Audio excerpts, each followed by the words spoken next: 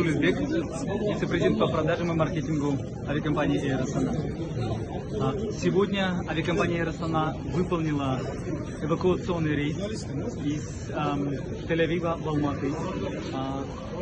Рейс выполнялся на Airbus A321. На нем мы сегодня привезем 166 пассажиров. Из них большая часть граждане Казахстана. Как вы знаете, ситуация в этой стране очень резко ухудшилась с субботнего дня. И в связи с этим авиакомпания Air Astana приостановила полет.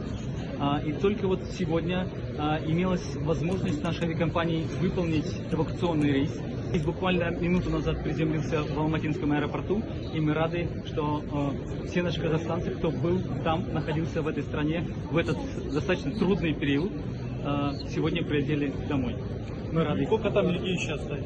В аэропорту Тель-Авива ни одного гражданина Казахстана мы не оставили. Мы всех смогли забрать. Если все будет хорошо, будут рейсы Тель-Авив, Астана, Алматы? Ну, пока трудно об этом сказать. Авиакомпания на данный момент приостановила всю продажу на эти рейсы.